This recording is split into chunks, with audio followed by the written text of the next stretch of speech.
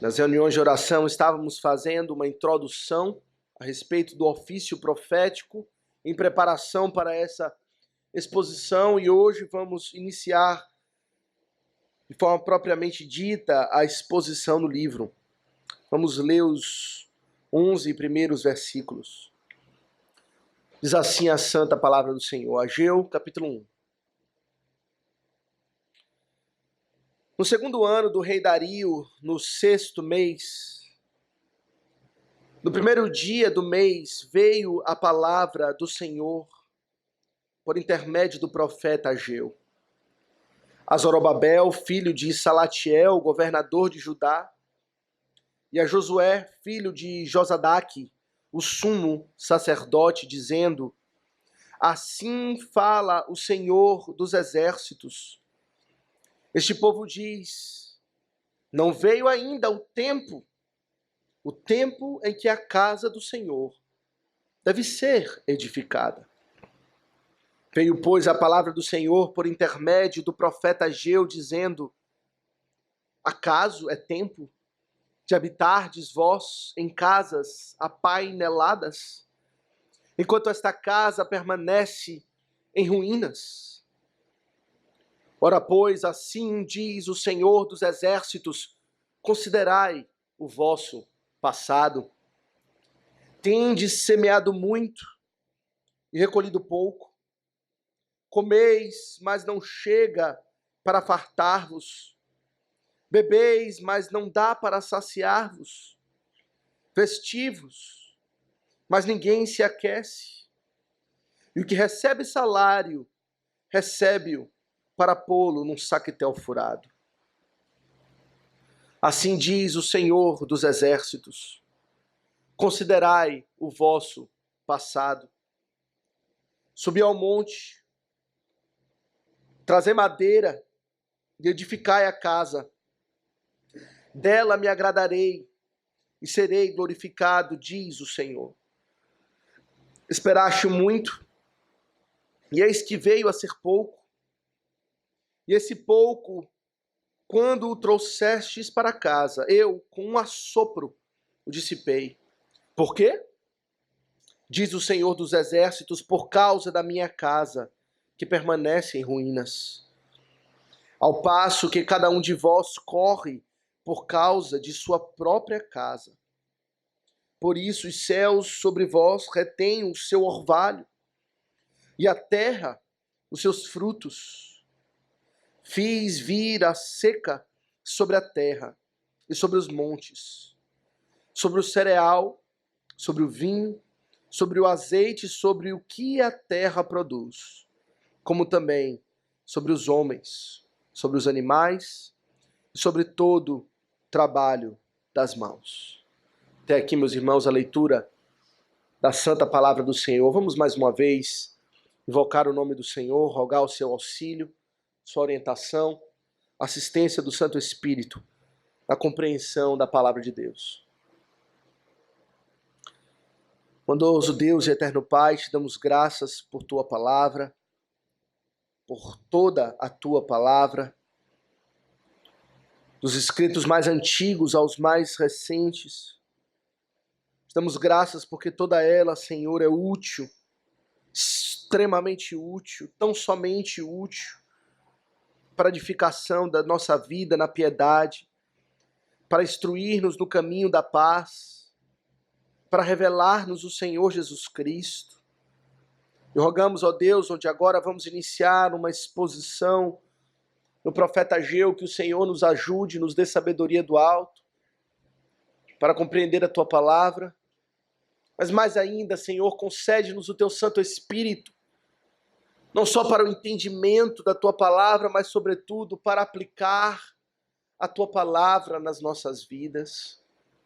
Ó Senhor, temos ouvido tantos sermões, lidos tantos livros, estando expostos a tantos meios de graça, mas nos perguntamos: onde está a mudança?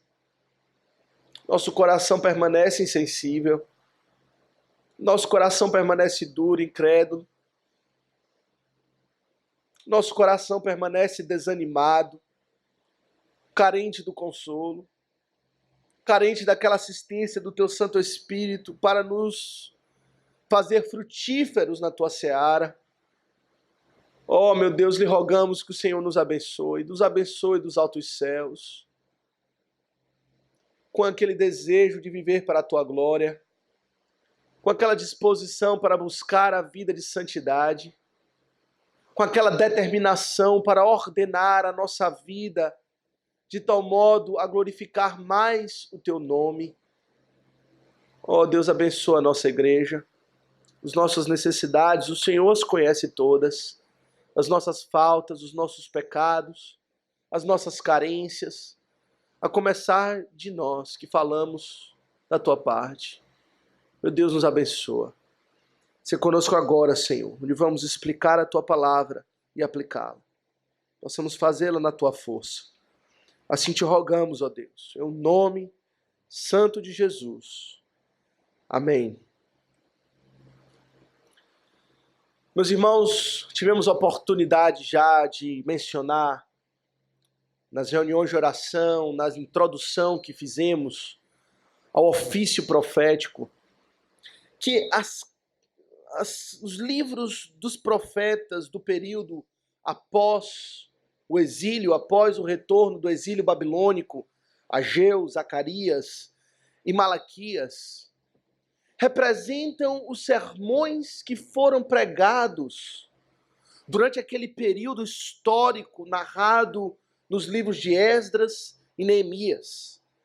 Nós já expomos esses livros nas oportunidades que o Senhor nos deu de Esdras e Neemias e vimos o relato maravilhoso, certamente difícil, com seus pontos negativos, com as decepções do povo, mas sim o relato daquilo que Deus estava fazendo com o seu povo.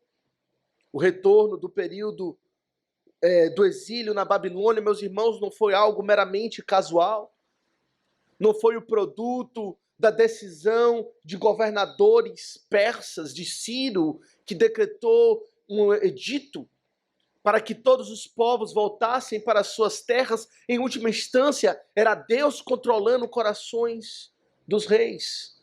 O Senhor decretou, profetizou por meio da boca de Jeremias, que depois de 70 anos o seu povo voltaria, e precisamente, não mais nem menos, após os 70 anos, o Senhor, dirigindo o coração dos reis, como lhe apraz, inclinou o coração de Ciro para mandar o seu povo para voltar para Jerusalém e reedificar o templo, reconstruir a cidade, reedificar os muros, enfim, restaurar o povo para a comunhão com Deus. Ciro, a princípio, se inclinou para ajudar nesse projeto, ele deu as finanças necessárias, ele dispôs o povo para que voltasse, inclinou, fez tudo o que fosse necessário para que esse projeto de restauração acontecesse, liberou o povo para voltar. Vimos na nossa exposição de Esdras que, de modo surpreendente, nem todos se encorajaram para voltar, apenas um grupo desejou voltar. Alguns levitas, alguns sacerdotes de Judá, de Benjamim, diz lá em Esdras 1:5, e todo aquele cujo espírito Deus despertou para voltar, para edificar a casa do Senhor, a qual está em Jerusalém. O Senhor não só inclinou o coração de Ciro, como também inclinou o coração de alguns do povo para voltarem.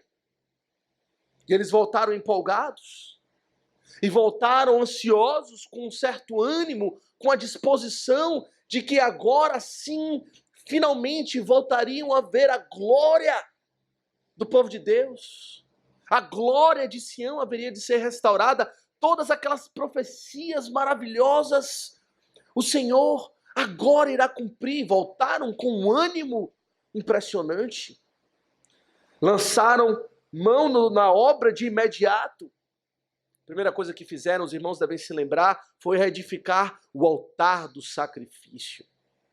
Antes mesmo que o templo tivesse sido reerguido, o altar já foi preparado.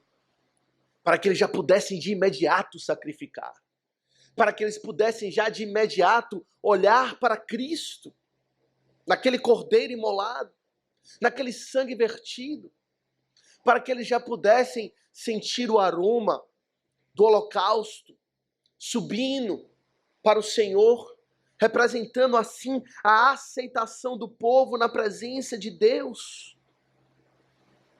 Se lançaram na obra com muito vigor.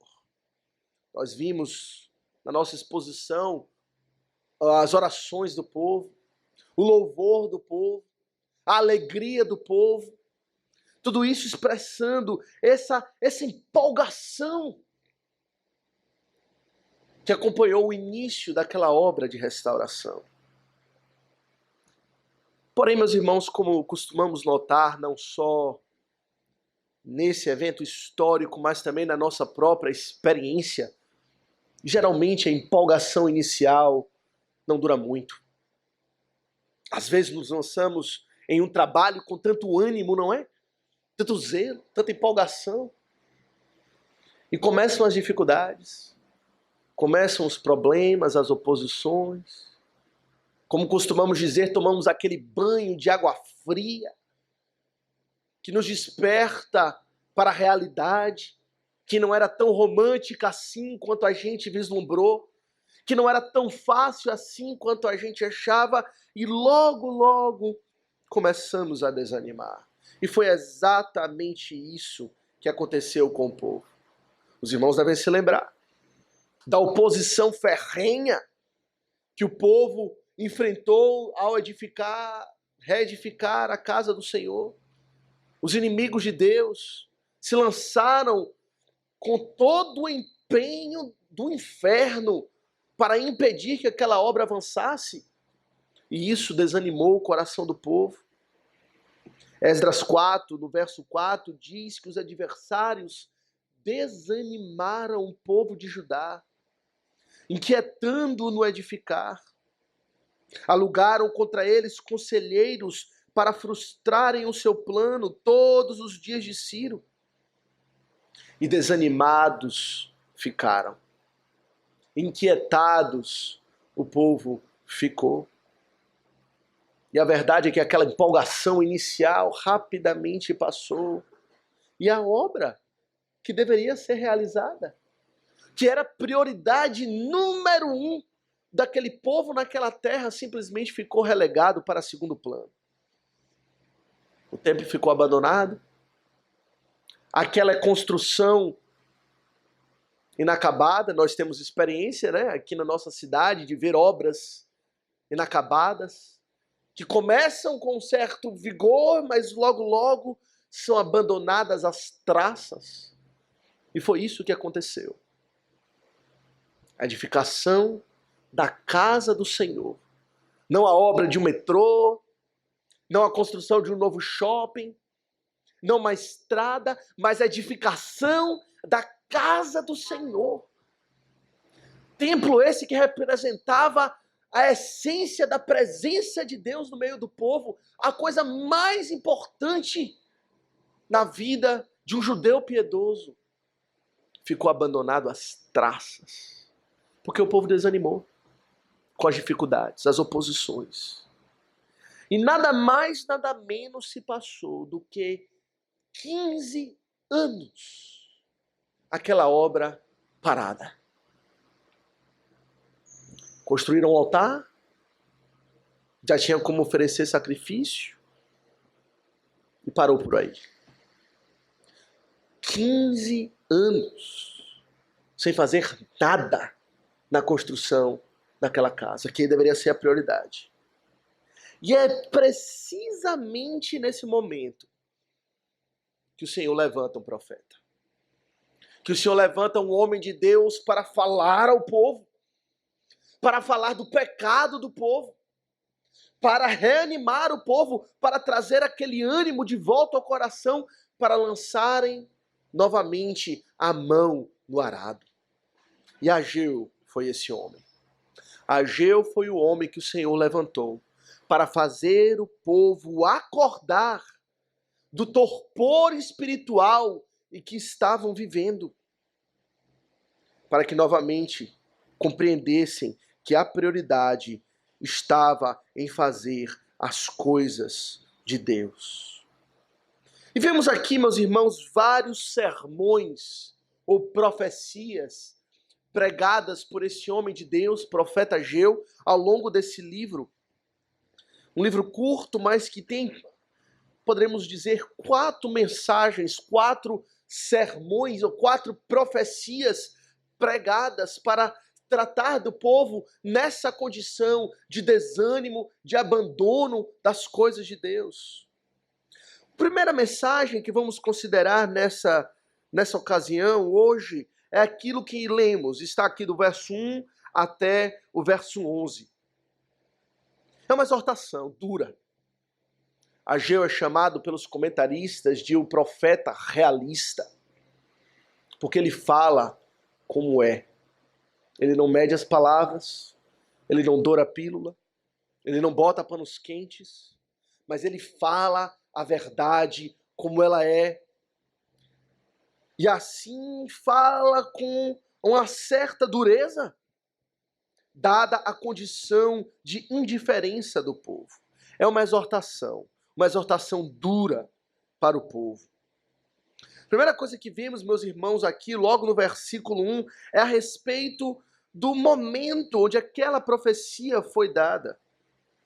É nos dito aqui no verso 1, acompanhem comigo, que ela veio no 2º ano do rei Dario, no 6º mês, no 1º dia do mês. No 1º dia do mês. Meus irmãos, de acordo com as instruções levíticas, o 1º dia do mês era um dia que era separado para ser um dia de grande festividade e de oferecimento ou da entrega de ofertas especiais de sacrifício no templo. Se os irmãos depois tiverem tempo e considerarem Números 10, 10 e também Números 28, 11, verão que esse dia foi separado para o Senhor, o princípio do mês, o 1º dia do mês, como um dia especial, para estarem todos no templo, adorando a Deus, se regozijando nele, oferecendo mais sacrifícios ao Senhor, com grande festividade. E foi esse dia mesmo que Ageu, ou melhor, o Senhor, por meio de Ageu, iniciou a sua pregação, para mostrar que não havia templo para celebrar alegria alguma, para mostrar para o povo que aquele dia, que deveria ser um dia de alegria, de celebração, de sacrifício dobrado ao Senhor, estava sendo um dia de vergonha para o povo, um dia de constrangimento, um dia de ter que tratar de feridas e pecados profundos na vida do povo. Não foi à toa que esse dia foi escolhido. Foi um dia preciso para trazer o contraste entre o que eles poderiam estar experimentando e a condição de miséria onde o povo estava habitando. Poderiam agora estar alegres, usufruindo das bênçãos do Senhor, mas estavam ali, ocupados com seus próprios interesses, tão somente. E, meus irmãos, a mensagem de Ageu, então, é para que o povo reconsiderasse toda essa situação. A verdade é que, quando eles pararam a construção do templo, eles pararam, é bem verdade, diante da oposição que os forçou a parar aquela construção. Se os irmãos voltarem para Esdras e lerem os primeiros capítulos, vão ver que governadores, homens que estavam trabalhando naquela região, não queriam ver prosperar aquele trabalho e embargaram a obra. E, portanto, eles não poderiam continuar. Porém, aquele cessar forçado acabou sendo uma circunstância, uma oportunidade para o povo relaxar no seu próprio coração. Para o povo perder aquela chama, aquela visão de buscar as coisas de Deus. Quando circunstâncias adversas, que são externas, vêm contra nós, de fato, é natural temos o nosso zelo abatido, o nosso ânimo é um pouco arrefecido, mas só que o povo foi a 100 quilômetros por hora a 0. E deixaram aquela circunstância se solidificar no seu coração. E aquilo que era externo alcançou o coração. E então, meus irmãos, nessa primeira profecia, Ageu toca em 2 problemas que o povo estava experimentando ou vivenciando no seu próprio coração, que justificavam, que explicavam aquela situação. O primeiro problema, meus irmãos, é que eles tinham reinterpretado a palavra de Deus ao seu bel prazer. O povo estava reinterpretando a vontade de Deus ao seu bel prazer.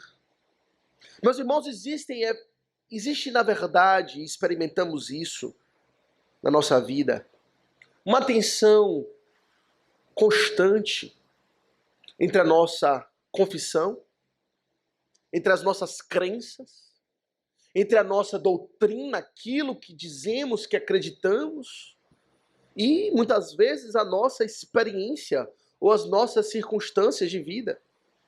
Às vezes a nossa doutrina vai de encontro àquilo que estamos vivendo. Porém, como povo de Deus, o apóstolo Paulo nos diz que nós somos chamados a andar pela fé, andar pelo que cremos e não pelo que vemos. Porém, meus irmãos, é bem verdade, talvez você tenha experimentado isso, eu certamente já muitas vezes. A experiência de que os olhos da fé sobrepõem, ou digo, os olhos visuais, os olhos físicos, sobrepõem os olhos da fé.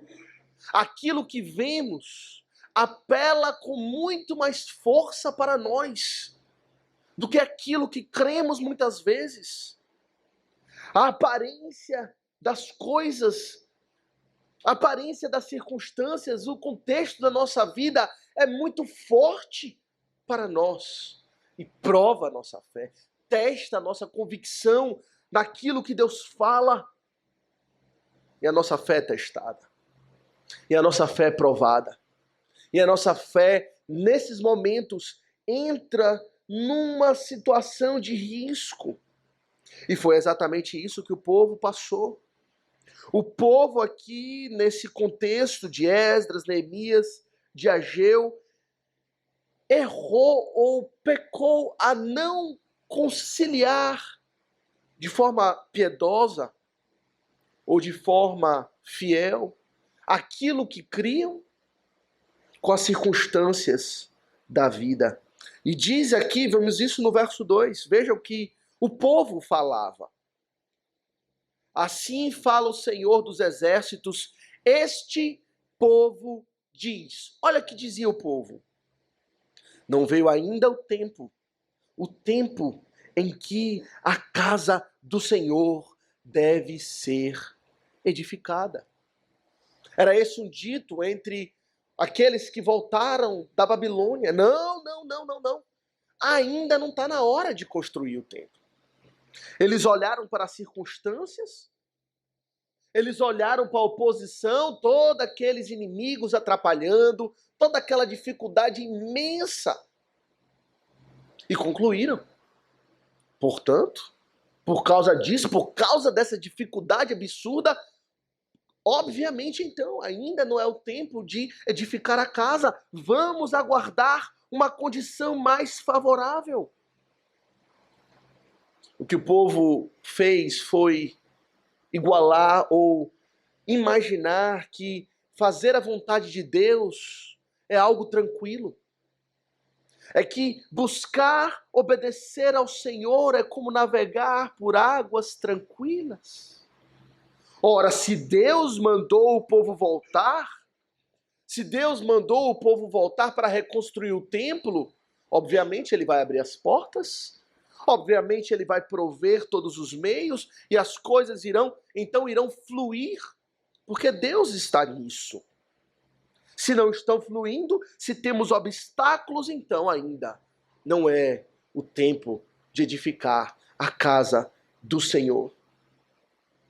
E, meus irmãos, essa conclusão que eles tiraram com base nas circunstâncias de vida, com base naquilo que eles estavam vendo, ia de encontro a tudo aquilo que o Senhor já tinha dito. O Senhor já tinha dito, é tempo de edificar o templo.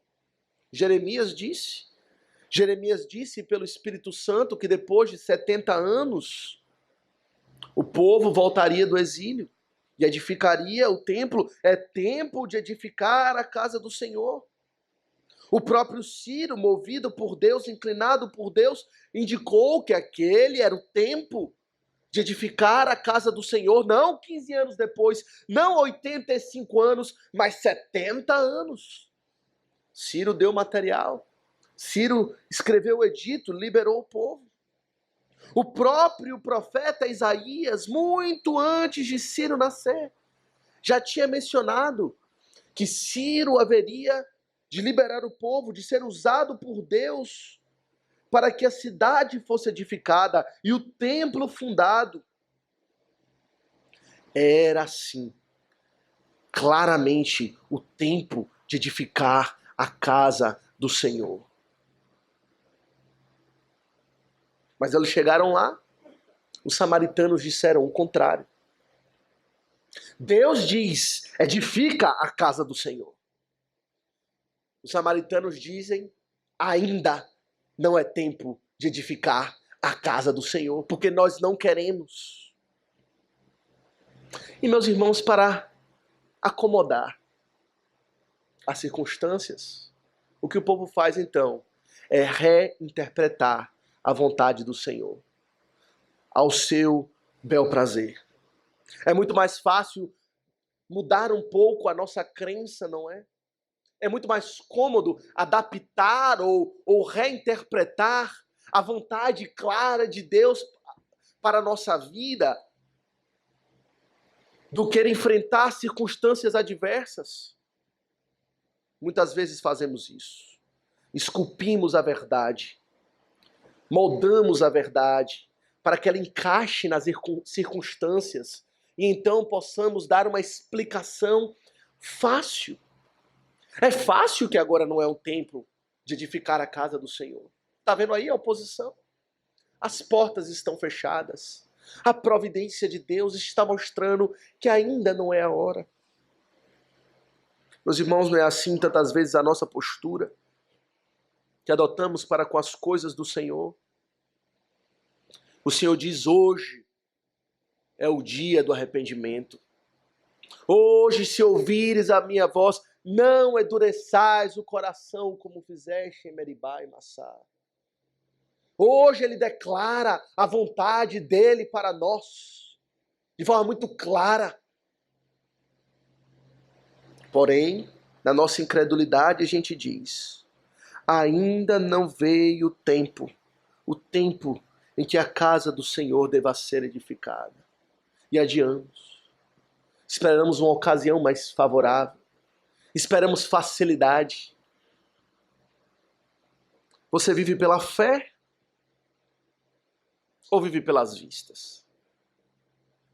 Você vive baseado no que Deus fala? Ou você vive enfraquecido, ou desanimado, ou inquietado pelas circunstâncias adversas? É isso que o profeta Ageu está criticando no povo. Veio sim o tempo de edificar a casa do Senhor. Meus irmãos, precisamos andar pela fé. Vivemos num momento de vida onde o apelo visual é muito grande.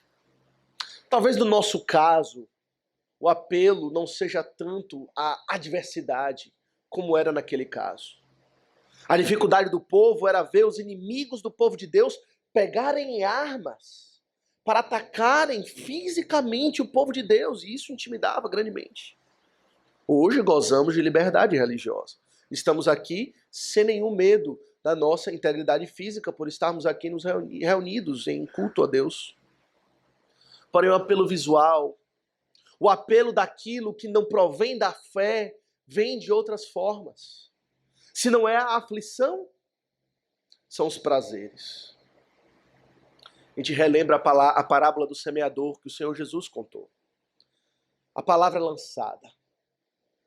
Porém, esse povo aqui, não retém a palavra com medo das adversidades, com medo das pedras no terreno rochoso. Logo, logo, a planta se seca e passa-se 15 anos sem edificar a casa do Senhor. Porém, outros recebem a semente no meio de espinhos que sufocam a palavra. Os espinhos, diz o Senhor Jesus, são os prazeres e cuidados desse mundo. São as coisas que vemos, que apelam para nós. Coisas lícitas. Coisas que aparentemente não são pecaminosas em si, mas que sufocam a palavra. E deixamos de viver pela fé.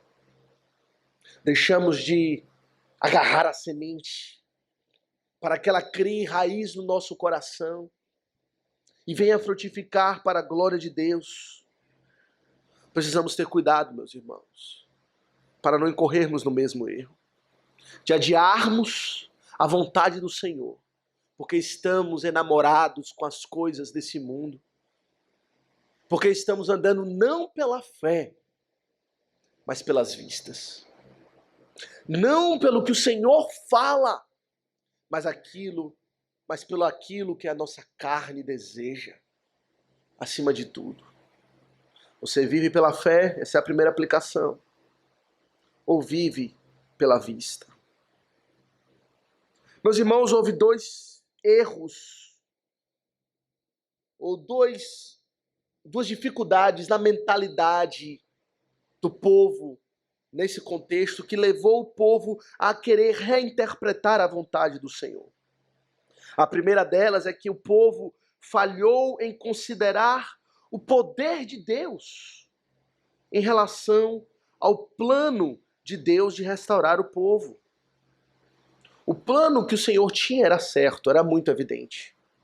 Depois de 70 anos, o povo voltaria para a terra, seria restaurada do cativeiro, do exílio, e agora estaria novamente na terra. O Senhor tinha falado com clareza, porém, o fato do Senhor determinar um plano não significa que não haverá oposição. Não significa, em hipótese alguma, que não existirão obstáculos e dificuldades e adversários. Muito pelo contrário. Vemos em toda a história da redenção que o Senhor, quando Ele planeja algo, Ele já conta ou Ele já faz preparação para os obstáculos, para a oposição, para que o seu poder fique mais evidente na execução do seu plano. Se tudo é fácil, se tudo coopera, de que maneira a glória de Deus é evidenciada? Se tudo é muito tranquilo, como o Senhor manifestará de que Ele nos liberta com mão forte e braço estendido? Esse princípio está desde a queda. Gênesis 3,15, quando o Senhor anunciou aquele proto-evangelho para Adão e Eva. O Senhor já anunciou a salvação, o seu plano de redenção, mas já anunciou o obstáculo. Ele anunciou que viria a semente da mulher, que iria esmagar a cabeça da serpente, mas anunciou também que haveria os descendentes da serpente que morderiam o calcanhar do Senhor. Obstáculos iriam existir sempre. Vemos isso de forma muito clara na redenção do povo do Egito. Quando o Senhor levantou Moisés para guiar o povo para o Egito e anunciou o seu plano certo de que ele haveria de restaurar o seu povo, de redimir o seu povo da escravidão e de que eles iriam adorar no Sinai, mas anunciou igualmente que isso não seria fácil e de que ele mesmo endureceria o coração de Faraó. para que o faraó não deixasse o povo ir, para que a glória de Deus, a glória do seu poder, se manifestasse. Naquela ocasião, quando Moisés anunciou ao povo o plano de Deus, de restaurar, de redimir o povo da escravidão, e o povo então enfrentou o primeiro obstáculo de Faraó negar e então aumentar o jugo sobre o povo, aumentar as chibatadas, remover os materiais com que trabalhassem. O povo murmurou, o povo não compreendeu que o Senhor manda os obstáculos, não simplesmente para dificultar para nós, não simplesmente por um capricho, mas para manifestar a glória do seu poder. E esse é um princípio, meus irmãos, que vemos na palavra como um todo. E vemos isso exatamente nessa passagem. Quando os samaritanos se opuseram ao povo na reconstrução da casa do Senhor, o que o Senhor estava fazendo era preparando uma hostilidade para que a força do seu poder, para que a sua glória fosse manifestada.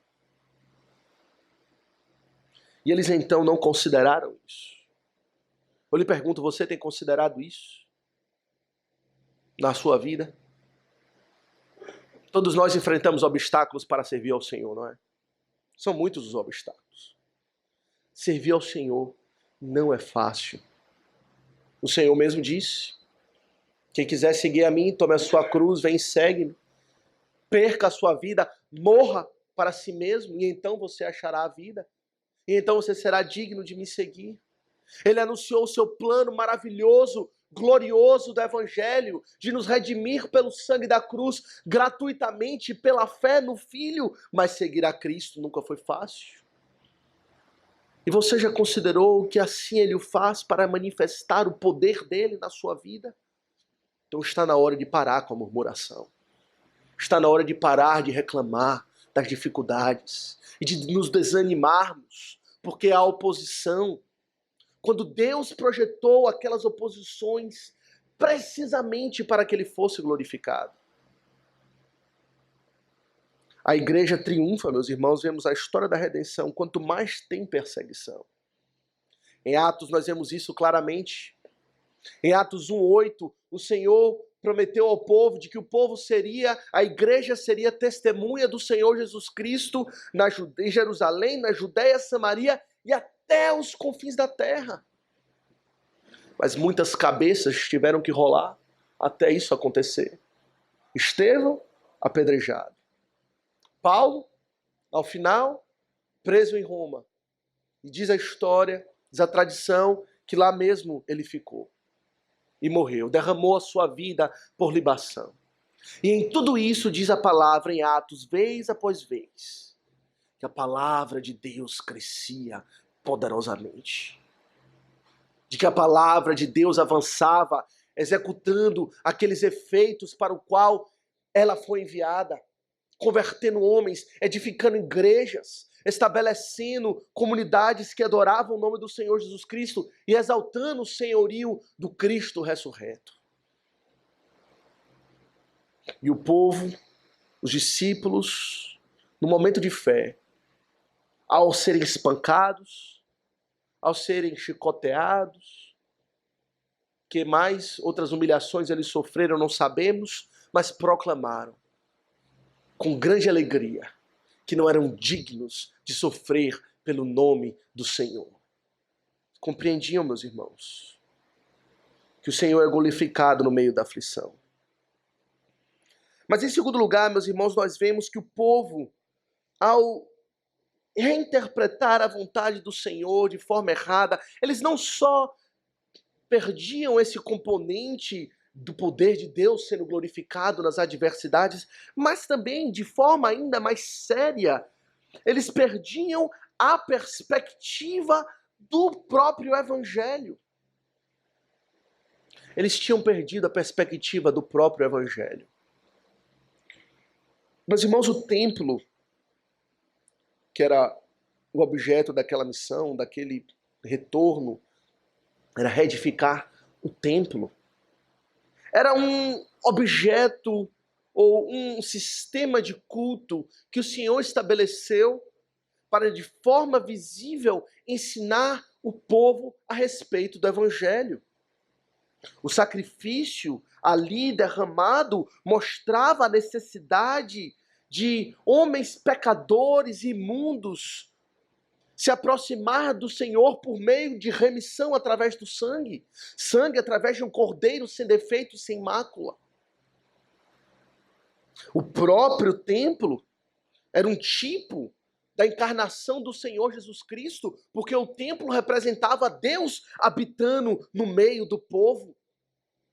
Quando o templo foi dedicado, o Senhor encheu aquele templo de fumaça, mostrando que ele estava ali no meio do povo. E isso, meus irmãos, se concretizou de forma plena quando o Senhor Jesus Cristo encarnou. Ele é chamado de Emanuel, Deus conosco. De modo que negligenciar o templo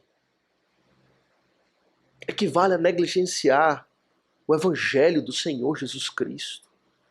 Existe algo mais fundamental para a fé de um piedoso do que o Evangelho do Senhor Jesus Cristo?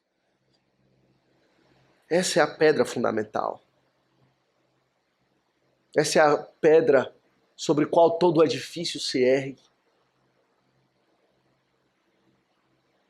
Quando, meus irmãos, conscientemente desprezamos o Evangelho das questões da vida, conscientemente ignoramos a mensagem da cruz e da graça e do perdão imerecido, então tudo vai mal. Então estamos prontos para nos desviarmos e toda a nossa vida sai de compasso. O apóstolo Paulo, escrevendo aos Coríntios, no capítulo 5 da segunda carta, verso 14, ele diz assim: pois o amor de Cristo nos constrange, julgando nós isto: um morreu por todos, logo todos morreram.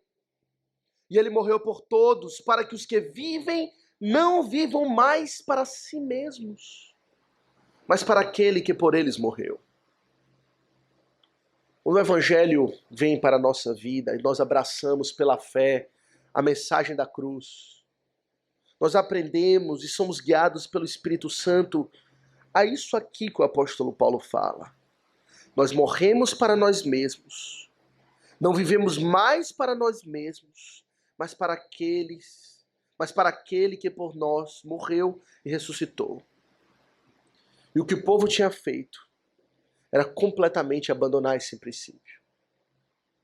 A vida que o povo assumiu depois daquele momento inicial de empolgação foi viver para si mesmo, viver para os seus próprios interesses e esquecer de Cristo. Meus irmãos, isso aqui pode ser um raio-x da nossa vida. Podemos estar até em Jerusalém, como eles estavam. Podemos até, de vez em quando, ir lá oferecer um sacrifício no altar que já havia sido reerguido. Mas enquanto estivermos desprezando o templo e o Evangelho, estamos vivendo para nós mesmos. Como está a sua vida? Sua vida é centrada em você mesmo? Tudo que você faz, pensa, do início ao fim, tem um foco no seu conforto? Nos seus interesses? Ou você busca aquilo que é de Cristo? Meus irmãos, o problema do povo naquela ocasião era muito sério. Por isso é isso que o profeta fala aqui a partir do verso 3. Em segundo lugar, nós vimos em primeiro que eles reinterpretavam a palavra de Deus por conta de não compreenderem o poder de Deus na oposição e por conta de não verem o Evangelho no templo, mas também o povo passou a viver tão somente para os seus próprios interesses. A partir do verso 3 nós vemos a acusação do profeta. O povo dizia: o tempo não é ainda chegado de edificar a casa de Deus, mas no verso 3 fala: veio, pois, a palavra do Senhor, por intermédio do profeta Ageu, dizendo: acaso é tempo de habitardes vós em casas apaineladas, enquanto esta casa permanece em ruínas?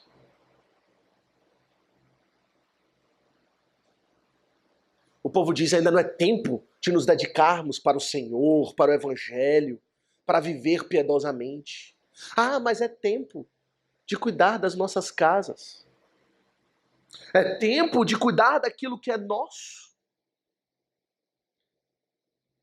De edificar casas apaineladas. Se você chegasse lá no local onde o altar havia sido reerguido, a visão era de uma obra abandonada. Nós já vimos muitas dessas obras abandonadas. Mas se você chegasse nas casas do povo, a visão era de obras maravilhosas, casas bem edificadas, confortáveis, bonitas. Alguns comentaristas chegam a pensar que o material que eles tinham inicialmente separado para a edificação do templo, eles lançaram mão e usaram na construção das suas próprias casas. Madeira de cedro, riquíssimo, enviado por Ciro, lá da Babilônia. Coisa de primeira. Não vamos deixar aqui apodrecendo, vamos? É um material bom. Se deixar aqui, certamente vai pegar mofo e não vai servir para nada. Ainda não é tempo de edificar a casa do Senhor, então vamos edificar as nossas casas. Vamos lançar mão desse material e construir para nós casas maravilhosas. Meus irmãos, o problema do povo, talvez em última instância, é que eles perderam um senso de prioridade. E é isso que Ageu está chamando o povo para acordar.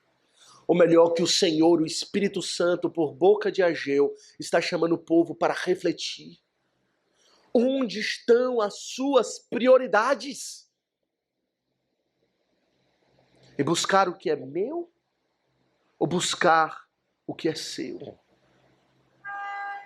Casas apaineladas para vocês. E isso sempre é tempo, não é?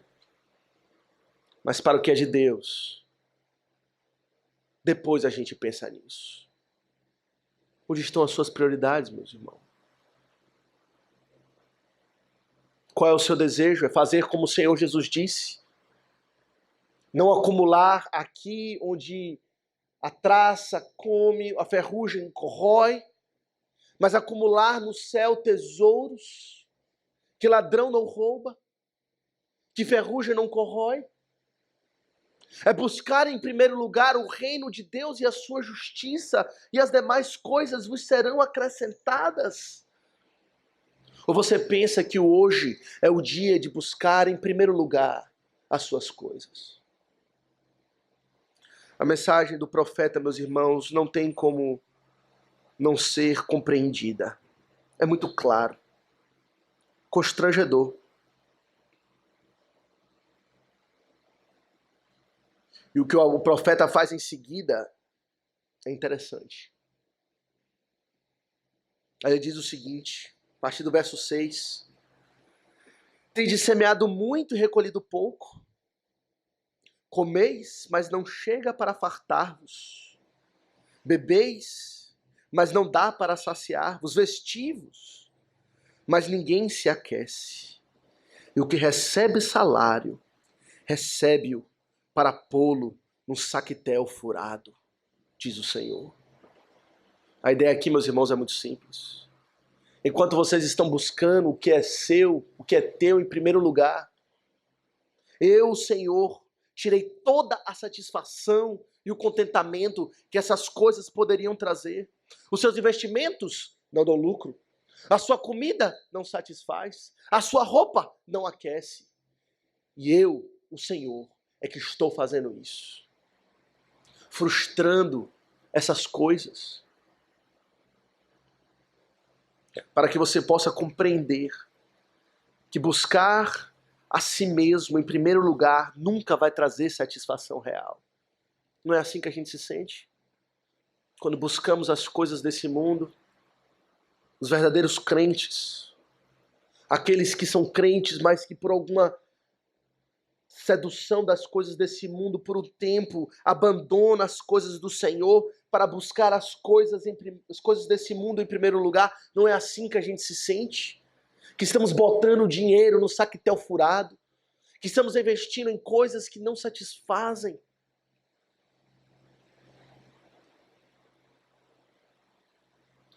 Verso 9, ele diz: esperaste muito, e eis que veio a ser pouco. E esse pouco, quando trouxeste para casa, eu, diz o Senhor, com um assopro o dissipei. Por quê? Qual a razão? Diz o Senhor dos Exércitos: por causa da minha casa, que permanece em ruínas, ao passo que cada um de vós corre por causa da sua própria casa.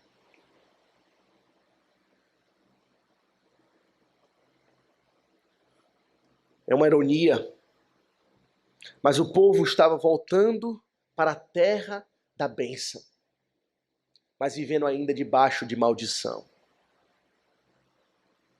O local era correto, mas o coração era errado. Circuncidados no prepúcio, mas não circuncidados de coração. No local onde o Senhor prometeu a bênção, mas com coração duro e incrédulo, rejeitando a salvação do Senhor, ali, tão lindamente manifestada no templo, que representa o Senhor Jesus Cristo. A mensagem do profeta, que ele repete aqui 2 vezes, é essa, verso 5 e verso 7. Considerai o vosso passado. Meus irmãos, literalmente aqui o que o profeta está dizendo, se fôssemos traduzir ao pé da letra, é o seguinte: aplicai o vosso coração aos vossos caminhos. Aplicai o vosso coração aos vossos caminhos. O coração representa tudo que o homem é. No sentido hebraico, o coração representa toda a vida, todas as faculdades do homem, não apenas as emoções, mas a mente, a emoção também e a vontade. Os caminhos que o Senhor manda o povo aplicar o coração representam os hábitos de vida. O que o Senhor está dizendo aqui por meio do profeta 2 vezes para que o povo não passe por cima é que o povo deveria mudar a sua mente, a seu coração, a sua vontade, as suas emoções, dos costumes e hábitos da sua vida para aquilo que é do Senhor. O Senhor está chamando o povo para se arrepender, para voltar a priorizar o que é prioridade.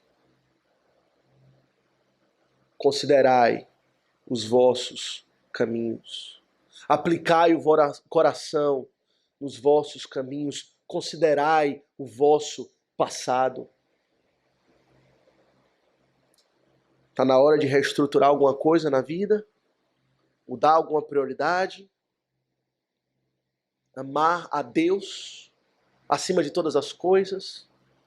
Fazer aquilo que o Senhor diz para você fazer, que você tem adiado, esperando o momento mais oportuno? Hoje o Senhor fala.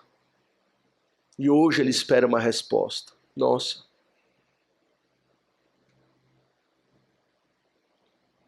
A verdade, meus irmãos, é que não podemos dar essa resposta por nós mesmos.